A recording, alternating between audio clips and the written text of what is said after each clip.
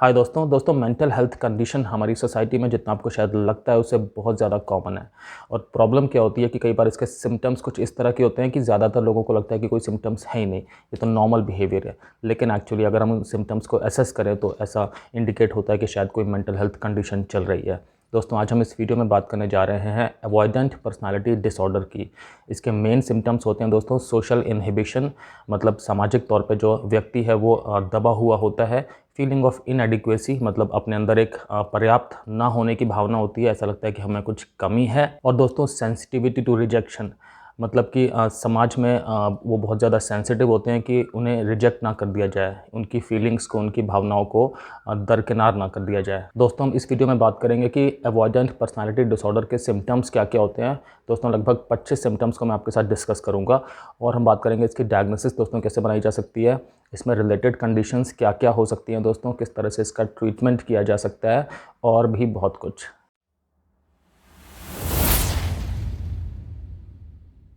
दोस्तों मैं doctor Kamal Singh, x armed forces medical college, x Fortis hospital, x a lot of corporate hospitals. दोस्तों मुझे 20 साल से ज़्यादा का क्लिनिकल एक्सपीरियंस है और मैंने critical care medicine, internal medicine और इमरजेंसी मेडिसिन में दोस्तों बहुत सारा काम किया है। दोस्तों हम इस वीडियो में बात करने जा रहे हैं अवॉइडेंट पर्सनालिटी डिसऑर्डर की। तो जैसे कुछ नाम से भी दोस्तों जाहिर है कि जो मेन थीम है वो ये है कि पेशेंट जो है वो चीज़ों को अवॉइड करेगा, वो लोगों के साथ मिलना जुलना भी अवॉइड करेगा। क्यों? सिर्फ़ इसलिए जो मन के अंदर एक डर है वो ये है कि मैं जितना भी घुलूँगा मिलूँगा, जितनी भी विचार व्यक्त करूँगा, बिहेवियरल इंटरैक्शन करूँगा, बट लास्ट में क्या होगा कि मेरा रिजेक्शन हो जाएगा। लास्ट में क्या होगा कि मेरे थॉट्स को डिसअप्रूव कर दिया जाएगा। दोस्तों ये वाली फीलिंग नॉर्मली बहुत ज़्यादा प्रोमिनेंट होती है और इसीलिए ये वाले पेशेंट दोस्तों बहुत ज़्यादा शाय होते हैं, मतलब बहुत ज़्यादा इन्हिबिशन में रहते हैं, बहुत ज़्यादा अपने आप को व्यक्त नहीं करते, संकोच में रहते हैं।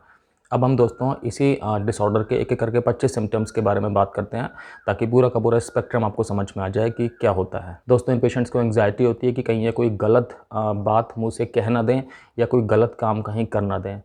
तो इस एंग्जाइटी की वजह से क्या होता है, नॉर्मली वो कम बोलते हैं क्योंकि उन्हें डर रहता है कि वो अगर कुछ नॉर्मल बोलेंगे तो कुछ गलत बात उनके मुंह से ना निकल जाए, और इसीलिए वो बहुत ज़्यादा कामों में पार्टिसिपेट भी नहीं करते क्योंकि उन्हें लगता है कि कहीं वो कुछ काम गलत तरीके से ना कर दें, कुछ नुकसान ना हो जाए। दोस्तों देखा जाता है कि ये वाले पेशेंट्स के अंदर जो अभी सोशल सिचुएशंस होती हैं,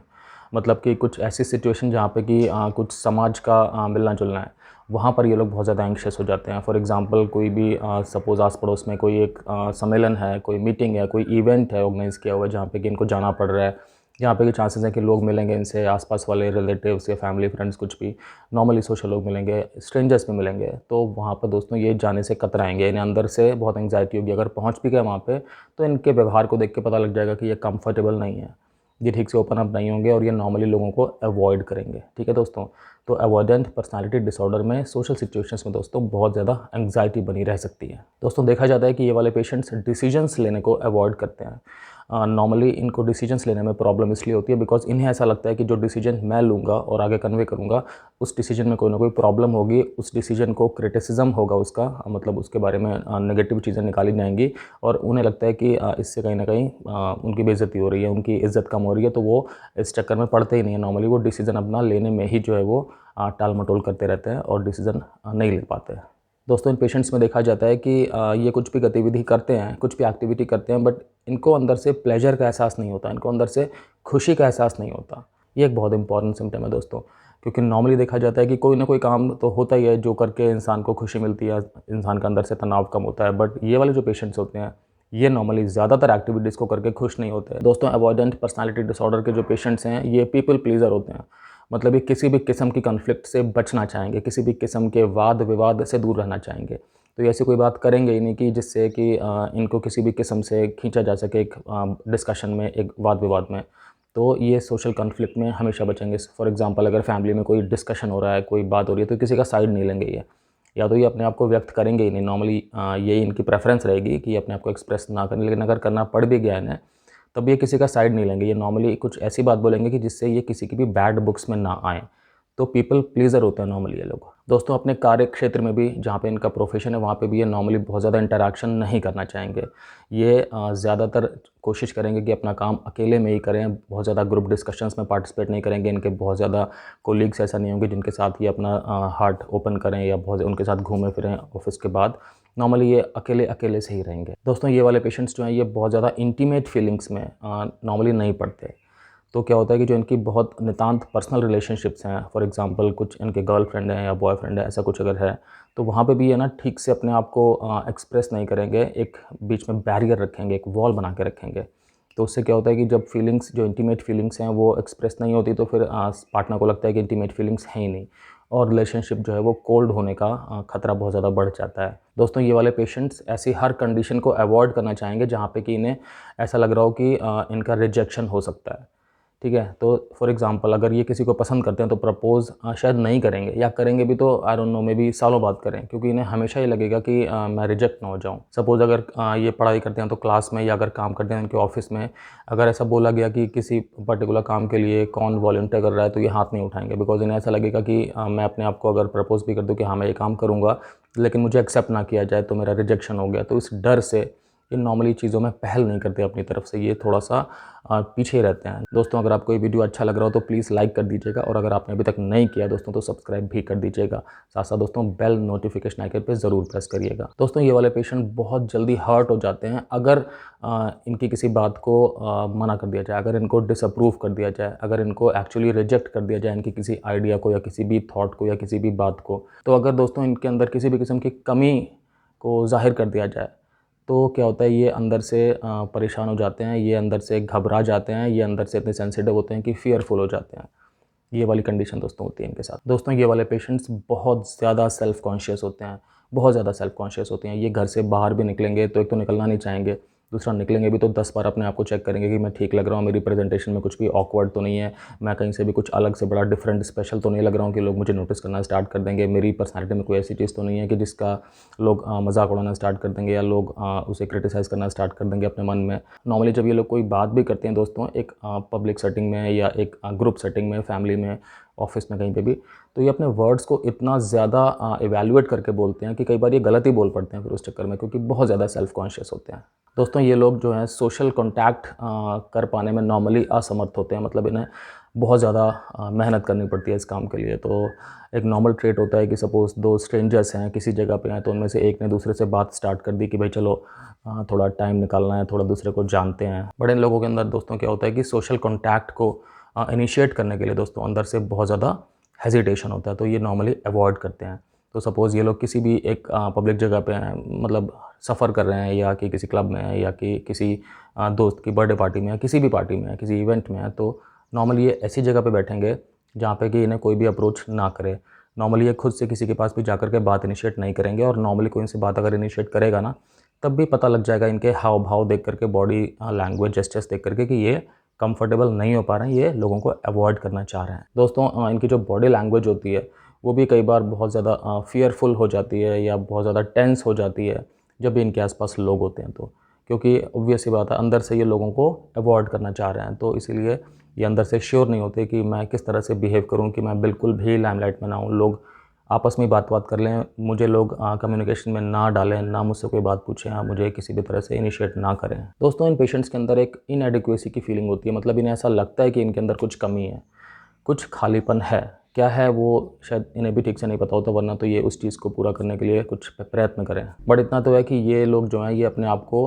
पूरी तरह से कंप्लीट नहीं मानते। इन्हें ऐसा लगता है कि मेरे अंदर कुछ कमी है, मतलब या तो मेरी व्यवहार कुशलता में प्रॉब्लम है, उसमें खालीपन है, या कि मुझे ठीक से पता नहीं कि मैं कैसे रिएक्ट करूँ, तो मैं बाकी लोगों की तरह नहीं हूँ, मतलब मुझ में कमियाँ हैं। इस बात का इन्हें एहसास होता है, और इस बात का इन्हें एहसास दोस्तों लगातार होता रहता है, तभी ये अंदर से डरे हुए होते हैं और लोगों को अवॉइड कर करके चलते हैं। दोस्तों किसी भी तरह के नेगेटिव इवैल्यूएशन के लिए ये लोग बहुत ज़्यादा हाइपर सेंसिटिव होते हैं। सपोज़ किसी भी तरह का अप्रेजल होने वाला है, तो फिर ये इनके हाथ पैर फूलने लगेंगे कि यार कुछ ना कुछ मेरे बारे में ना नेगेटिव बात ही होगी, चाहे जो अप्रेजल हो उसमें कुछ भी, रिपोर्ट में कुछ भी नेगेटिव ना लिखा हो, बट तब भी ये लाइन्स के बीच में पढ़ेंगे, मतलब जो नहीं लिखा है वो भी समझने की कोशिश करेंगे कि शायद इस चीज़ का मतलब ये है। घर के अंदर भी सपोज़ कुछ बातचीत हो रही है जिसमें कि इनके किसी रोल को डिस्कस किया जा रहा है, तो ये जो भी बातें कही जा रही हैं उसके अंदर एक नकारात्मक चीज़ को ढूंढने की ज़रूर कोशिश करेंगे। ये इनके अंदर बाय डिफ़ॉल्ट एक सेटिंग होती है। दोस्तों इन पेशेंट्स के अंदर ना एक पावरफुल बिहेवियर होता है ना, उसकी कमी होती है। मतलब ये अपनी बात को स्ट्रांगली नहीं कहते, या कि किसी भी बिहेवियर को दोस्तों ये पावरफुल तरीके से नहीं शो करते। ये किसी भी चीज़ को करते हैं दोस्तों तो बहुत शाय तरीके से करते हैं, या बहुत टिमिड तरीके से करते हैं, मतलब कि बहुत रुक रुक के, या बहुत धीरे धीरे हल्के हल्के से कोई बात कहते हैं या कि कोई बिहेवियर करते हैं। तो नॉर्मली कॉन्फिडेंस जो होता है वो कॉन्फिडेंस की कमी होती है। दोस्तों इन पेशेंट्स को नॉर्मली दूसरे लोगों में जल्दी से विश्वास भी नहीं होता, मतलब लैक ऑफ ट्रस्ट होता है इनमें दूसरों को लेकर के। तो जो ट्रस्ट वाली भावना है, जब उसका अभाव होता है तो ये भी अपने आप में इनके सिम्टम्स को चीज़ बढ़ा देती है, क्योंकि जब हमें किसी में ट्रस्ट नहीं होगा तो हम उसको अवॉइड करेंगे, क्योंकि हम बाई चांस कोई ऐसी बात ना कह दें कि उस चीज़ को कोई मिसयूज़ कर ले या हमें नेगेटिवली जज करना स्टार्ट कर दे। तो इन लोगों के अंदर क्या होता है कि दूसरों के लिए विश्वास की भावना दोस्तों बहुत कम होती है। दोस्तों इन पेशेंट्स की अपनी सेल्फ एस्टीम भी कम होती है, मतलब कि अगर इन्हें कोई इग्नोर करके चला जाए तो इन्हें कोई फ़र्क नहीं पड़ता, बल्कि कई बार तो ये अच्छा ही महसूस कर रहे होते हैं कि अच्छा है मुझे बातचीत नहीं करनी पड़ी। इनकी सेल्फ एस्टीम नॉर्मली देखा गया है कि कम होती है। वो इन्होंने एक बैरियर शायद खुद ही इतना बनाया होता है कि जो सेल्फ एस्टीम है उसकी थोड़ी बहुत सैक्रिफाइस इन्हें करनी पड़ जाती है, और उस चीज़ को ये माइंड भी नहीं करते, उस चीज़ को अंदर से ये रियलाइज़ भी नहीं करते। दोस्तों कई बार क्या होता है कि जो न्यूट्रल सिचुएशंस होती हैं लाइफ में, जो न्यूट्रल इवेंट्स होते हैं, तो उनके अंदर भी कुछ ना कुछ ये नेगेटिविटी ढूंढ लेते हैं और उस नेगेटिविटी को ही बार बार अपने माइंड में लूप की तरह से चलाते रहते हैं। फॉर एग्जांपल क्या होता है, सपोज़ कि ऑफिस की किसी पार्टी में गए और वहाँ पे सब लोग नॉर्मल हैं, बातचीत कर रहे हैं, कुछ गेम्स वेम्स खेल रहे हैं, हंसी मजाक हो रहा है, सब एंजॉय कर रहे हैं, और चूंकि इनका बिहेवियर ऐसा है कि लोग इनसे बहुत ज़्यादा इंटरेक्ट नहीं कर रहे हैं, बट ये इस चीज़ को इस तरह से देख रहे हैं कि यार देखा सब के सब मुझे अवॉइड कर रहे हैं। तो जब मैं आया था ना अंदर तो मैंने कुछ इस तरह से एंट्री ली थी, तो शायद इस वजह से लोग यहाँ पे हर्ट हो गए, शायद इस वजह से इनमें से किसी को बुरा लग गया और अब लोग मुझसे बातचीत नहीं कर रहे हैं, या लोग मेरी तरफ देख भी नहीं रहे हैं, या लोग मुझे किसी भी चीज़ में इन्वॉल्व नहीं कर रहे हैं। है तो बिल्कुल न्यूट्रल सिचुएशन ही है, लेकिन फिर भी इसके अंदर ये नेगेटिविटी ढूंढ रहे हैं। दोस्तों नॉर्मली इन पेशेंट्स का कोई भी क्लोज फ्रेंड नहीं होता, या इनका कोई भी एक क्लोज जो दोस्तों नेटवर्क होता है फ्रेंड्स का या फैमिली में रिलेटिव्स का, होते हैं कुछ एक फेवरेट्स होते हैं जिनको हम कभी भी किसी भी टाइम रात को दिन में फ़ोन कर सकते हैं, अपने दिल की सारी बातें कर सकते हैं। इनके पास नॉर्मली दोस्तों वो वाला जो एक फ्रेंडशिप का रिश्ता है उसका अभाव होता है। दोस्तों ये लोग नॉर्मली सोशली इनहिबिटेड होते हैं, जैसे कि हमने पहले भी डिस्कस किया था कि जो सामाजिक एक सेटिंग होती है वहाँ पर ये लोग जो हैं वो इनहिबिटेड रहते हैं, मतलब दबे हुए रहते हैं, मतलब कि ये लोग नॉर्मली लाइमलाइट से दूर रहना चाहते हैं, तो अपने आप को एक्सप्रेस नहीं करते सोशल सेटिंग्स में। नॉर्मली वहाँ पर ये चुप रहना पसंद करते हैं, किसी भी तरह का बिहेवियरल एक एक्टिविटी नहीं करना चाहते, बिहेवियरल इंटरेक्शन नहीं करना चाहते किसी के साथ भी। दोस्तों किसी भी किस्म की नई एक्टिविटीज़ को ट्राई करने के लिए ये लोग अनविलिंग होते हैं, मतलब इनके अंदर से आवाज़ आती है कि नहीं कुछ भी नया नहीं करना है लाइफ में, जो कुछ भी रूटीन चीज़ें हैं जो मैं करता चला आ रहा हूँ, जो भी बोरिंग एक्टिविटीज़ जिन्हें लोग कहते हैं वही करते रहो, लाइफ को वैसे ही कटने दो, कोई भी एडवेंचर से दूर रहना है, कोई भी रिस्क टेकिंग एक्टिविटी से दूर रहना है और किसी भी किस्म के नए रूटीन से दूर रहना है। तो नॉर्मली ये लोग किसी भी किस्म के नई एक्टिविटी को ट्राई करने में दोस्तों बहुत ज़्यादा फेयरफुल होते हैं, पूरी तरह से अवॉइड करते हैं। दोस्तों नॉर्मली ये वाले पेशेंट सेल्फ आइसोलेशन में बहुत बिलीव करते हैं, मतलब ये अपने आप को अलग थलग रखने में बिल्कुल चैम्पियन होते हैं, एक्सपर्ट्स होते हैं। इन्हें पता होता है कि किस तरह से मैं करूं कि मैं लोगों से अलग रहूं और बिल्कुल मेरी जो अलग रहने की टेंडेंसी है उसमें कोई भी किसी किस्म की प्रॉब्लम ना है। मतलब ये अपना सारा का सारा जो लाइफ स्टाइल है वो कुछ इस तरह से बना के रखते हैं कि इन्हें कब किसी की ज़रूरत भी नॉर्मली ना पड़े या बिल्कुल कम से कम पड़े। दोस्तों ये लोग अपने आप को सोशली इन्फीरियर देखते भी हैं, मतलब समझते भी हैं, मानते भी हैं। ऐसा नहीं कि इन्हें कोई ऐसा लगता है कि मैं सोशली बहुत हिट हूँ या मैं सोशली बहुत अच्छा कर रहा हूँ तो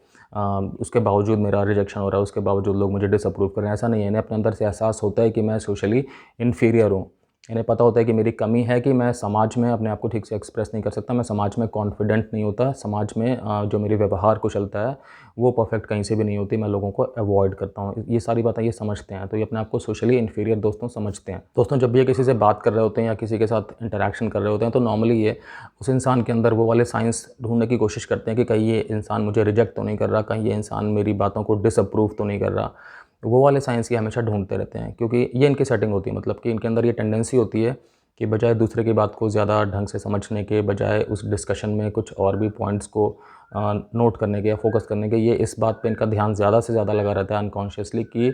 वो जो भी कुछ बातें कही जा रही हैं उनमें कहीं ना कहीं मेरा रिजेक्शन या मेरा डिसअप्रूवल है कि नहीं है, और अगर है तो कितनी जल्दी वो चीज़ सामने आ गई है, ताकि ये फटाफट से उस सेटिंग से हटने की कोशिश करें। दोस्तों हम बात करते हैं कि अवॉइडेंट पर्सनालिटी डिसऑर्डर की डायग्नोसिस किस तरह से बनाई जा सकती है। तो इसमें सब बहुत इंपॉर्टेंट है कि जिसमें भी सिम्टम्स आ रहे हैं तो एक मेंटल हेल्थ प्रोफेशनल के पास जाना चाहिए, मतलब एक साइकियाट्रिस्ट के पास जाना चाहिए और अपना इवैल्यूएशन कराना चाहिए।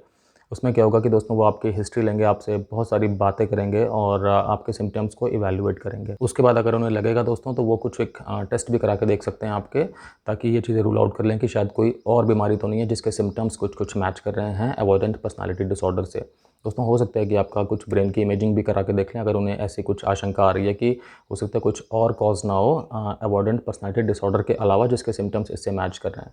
दोस्तों अगर वो सारी कंडीशंस ठीक आती है, मतलब सारे टेस्ट अगर ठीक आते हैं लेकिन आपके सिम्टम्स हैं इस वाले स्पेक्ट्रम में, तो फिर उसके बाद डायग्नोसिस जो है वो बनने की कंडीशन हो जाती है। दोस्तों एक DSM-5 क्राइटेरिया होता है अमेरिकन साइकियाट्रिक एसोसिएशन का, उसके अंदर पॉइंट्स दिए गए हैं और वो पॉइंट्स अगर मैच करते हैं, मतलब 4 से ज़्यादा पॉइंट्स अगर मैच करते हैं तो उसके बाद डायग्नोसिस बन जाती है इस कंडीशन की। दोस्तों एक बात जानना इंपॉर्टेंट है कि नॉर्मली बच्चों में इस डिसऑर्डर की डायग्नोसिस नहीं बनाई जाती, क्योंकि नॉर्मली बच्चे थोड़ा बाय डिफ़ॉल्ट भी कई बार शाई होते हैं, इतना एक्सप्रेसिव नहीं होते। बच्चे कई बार सेंसिटिव भी होते हैं कि किसी भी किस्म के क्रिटिसिज्म के लिए, कि जो भी बात हो रही है, जो भी अंकल या आंटी या भैया बात कर रहे हैं, तो कहीं वो मेरे को डिसअप्रूव तो नहीं कर रहे या मेरे को रिजेक्शन तो नहीं कर रहे, मैं कुछ गलत तो नहीं बोल रहा। तो नॉर्मली जब बच्चे धीरे धीरे बड़े होते हैं तो उनकी पर्सनालिटी दोस्तों धीरे धीरे और ज़्यादा इवॉल्व होती है, स्ट्रॉन्ग होती है और परफेक्शन की तरफ आती है। तो दोस्तों जो हमने सिम्टम्स इस वीडियो में डिस्कस किए हैं, अगर वो बड़ों में आ रहे हैं, तो मतलब अगर 18 साल की एज के ऊपर आ रहे हैं, तो फिर उस टाइम होता है कि हाँ, हो सकता है कि ये वाला डिसऑर्डर हो, तो एक बार डॉक्टर को दिखाना चाहिए। दोस्तों अगर हम बात करें कि क्या क्या रीज़न्स होते हैं जिसकी वजह से अवॉइडेंट पर्सनैलिटी डिसऑर्डर पैदा हो जाता है, तो वेल एग्जैक्ट कॉज तो जैसे मैं बोलता हूँ कई सारी मेंटल हेल्थ कंडीशन में कि एग्जैक्ट कॉज तो नहीं पता, इसमें भी वो वाली चीज़ दोस्तों पूरी तरह से ट्रू है। बट फिर भी कई सारे दोस्तों फैक्टर्स होते हैं जो कि मिलजुल करके फिर ये वाली डिसऑर्डर को जन्म दे देते हैं। इसमें कुछ जेनेटिक फैक्टर्स भी होते हैं, सोशल फैक्टर्स भी होते हैं दोस्तों, बायोलॉजिकल फैक्टर्स भी होते हैं, एनवायरमेंटल फैक्टर्स भी होते हैं, साइकोलॉजिकल फैक्टर्स भी होते हैं। दोस्तों कई बार कुछ लोगों को बहुत हाई लेवल के इमोशनल अब्यूज़ का सामना करना पड़ता है, कुछ लोगों को लगातार रिडिक्यूल किया जाता है, उनकी कुछ सेटिंग ऐसी होती है फैमिली या फ्रेंड्स की जहाँ पे कि लोग उनका मजाक बहुत ज़्यादा उड़ाते हैं, किसी भी चीज़ के लिए उनको मानसिक तौर पे पीड़ा मिलती है। दोस्तों कई बार क्या होता है कि बच्चे जब बड़े हो रहे होते हैं तो उन्हें ठीक से अफेक्शन नहीं मिलता, ठीक से अपने पेरेंट्स से प्यार नहीं मिलता, या अपने भाई बहनों से, अपने गार्जियन से, या अपने फ्रेंड्स के जो सर्कल होता है उससे। तो दोस्तों ऐसे में भी चांसेस बढ़ जाते हैं कि ये वाली कंडीशन पैदा हो जाएगी। दोस्तों जिन लोगों का क्रिटिसिज्म लगातार होता है, या जिन लोगों को जो उनके पीयर्स हैं वो रिजेक्ट करते रहते हैं बहुत बार बहुत सारी चीज़ों के लिए, तो कई बार ऐसा भी दोस्तों होता है कि ये वाले जो पेशेंट्स हैं ये अंदर से सेंसिटिव ज़्यादा होते हैं, और अगर बार बार उनका रिजेक्शन हो, अगर बार बार उनका क्रिटिसिज्म हो, तो फिर धीरे धीरे करके जो उनके अंदर का एक रिजर्व है वो ख़त्म होना स्टार्ट हो जाता है और उनके अंदर ये वाली मेंटल हेल्थ प्रॉब्लम डेवलप होना दोस्तों स्टार्ट हो जाती है। दोस्तों अवॉइडेंट पर्सनैलिटी डिसऑर्डर के साथ में कुछ एक मेंटल हेल्थ कंडीशन साथ में पाई जा सकती हैं। फॉर एग्जांपल दोस्तों सोशल एंग्जाइटी हो सकती है साथ में, एंग्जाइटी डिसऑर्डर होता है जो, या दोस्तों डिप्रेशन की कंडीशन साथ में पाई जा सकती है। दोस्तों एगोराफोबिया नाम की कंडीशन होती है जिसमें कि पेशेंट घर से बाहर निकलना ही पूरी तरह से अवॉइड करता है, किसी भी तरह की सोशल सेटिंग को पूरी तरह से अवॉइड करता है। वो वाला फोबिया भी दोस्तों इस वाली कंडीशन के साथ में देखा जा सकता है। साथ साथ दोस्तों डिपेंडेंट पर्सनालिटी डिसऑर्डर भी देखा जा सकता है अवॉइडेंट पर्सनालिटी डिसऑर्डर के साथ में, और दोस्तों बॉर्डरलाइन पर्सनालिटी डिसऑर्डर भी देखा जा सकता है इस कंडीशन के साथ में। दोस्तों कुछ एक पेशेंट्स में देखा जाता है कि सब्सटेंस यूज डिसऑर्डर भी प्रेजेंट होता है अवॉइडेंट पर्सनालिटी डिसऑर्डर के साथ में। तो जैसे कि हम देख पा रहे हैं कि अवॉइडेंट पर्सनालिटी डिसऑर्डर के साथ दोस्तों कई सारी कंडीशन है जो एसोसिएट हो सकती हैं, को एग्जिस्ट कर सकती हैं। तो हमारे डॉक्टर ठीक से हमारी हिस्ट्री लेके, ठीक से हमारे सिम्टम्स को समझ के, हमारा न्यूरोलॉजिकल एग्जाम करके, हमारा पूरा का पूरा साइकोलॉजिकल एग्जाम करके समझ सकते हैं कि हमें एग्जैक्टली कौन कौन सी प्रॉब्लम्स हैं, या कि हमें सिर्फ अवॉइडेंट पर्सनालिटी डिसऑर्डर ही है। दोस्तों अगर हम ट्रीटमेंट की बात करें तो टॉक थेरेपी बहुत ज़्यादा इंपॉर्टेंट है। For example cognitive behavioural therapy दोस्तों, स्कीमा थेरेपी या साइकोडायनामिक थेरेपी। तो जो कॉग्निटिव बिहेवियरल थेरेपी है दोस्तों, ये आपके जो थॉट्स हैं उनका पैटर्न क्या होता है, किस तरह से वो आपके थॉट्स इनिशिएट होते हैं, उन चीज़ों के बारे में सारा का सारा डिस्कशन होता है। आपके जो भी थेरेपिस्ट हैं वो आपके साथ डिस्कस करते हैं, आपके साथ बातचीत करके, और फिर आपके बिहेवियर को किस तरह से मॉडिफाई करना है, किस तरह से आपको खुद को ट्रिगर्स आइडेंटिफाई करने हैं कि आपका कौन सा जो थॉट है वो ठीक नहीं है, किस तरह से उस थॉट को मैनिपुलेट करना है, या किस तरह से उस थॉट को कंसील करना है, किसी और फॉर्म में उसको चेंज करना है जिससे कि आपका बिहेवियर अफेक्ट हो और आपका बिहेवियर पॉजिटिविटी की तरफ जाए। ये सारी चीज़ें होती हैं दोस्तों जो कि जब आप अपने थेरेपिस्ट के साथ में बैठते हैं तो फिर कुछ एक सेशंस होते हैं जो आपको रेगुलरली अटेंड करने होते हैं, और उसके बाद फिर आप अपनी प्रॉब्लम्स को काफ़ी हद तक समझ पाते हैं दोस्तों और हैंडल कर पाते हैं। मतलब आपकी जो पर्सनैलिटी है वो कहीं ना कहीं चेंज होती है और आप इस मेंटल हेल्थ डिसऑर्डर से बाहर आते हैं। ठीक है दोस्तों, मेडिकेशंस की अगर हम बात करें तो कुछ एक पेशेंट्स को होता है जिन्हें एंग्जाइटी की मेडिसिन देनी पड़ जाती हैं या डिप्रेशन की मेडिसिन देनी पड़ जाती हैं, बट इन जनरल इस वाले जो डिसऑर्डर का जो मेन ट्रीटमेंट है दोस्तों वो टॉक थेरेपी ही है, वो मेडिसिन नहीं है। दोस्तों बहुत इंपॉर्टेंट है कि जो इस तरह के पेशेंट्स होते हैं इनके सिम्टम्स को जल्दी से पकड़ा जाए, वरना क्या होता है ये जो सिम्टम्स हैं दोस्तों कई बार ये लोग ऐसा समझते हैं कि ये तो बड़ी कॉमन चीज़ें हैं, ठीक है, उसकी पर्सनालिटी ही ऐसी है। बट अभी जैसे हमने डिस्कस किया है तो हम समझ पा रहे हैं कि ये जो सिम्टम्स का स्पेक्ट्रम है, अगर ये किसी पेशेंट में है तो ये एक मेडिकल कंडीशन है, ये एक मेंटल हेल्थ कंडीशन है दोस्तों जो ठीक हो सकती है अगर ठीक हो जाएगी तो पेशेंट ज़्यादा अच्छा जीवन बिताएगा, उसके रिलेशनशिप ज़्यादा अच्छी होंगी, वो समाज में ज़्यादा अच्छे तरीके से पार्टिसिपेशन कर पाएगा दोस्तों, और कुछ कुछ अच्छा कर सकता है। वो अपने अंदर भी वो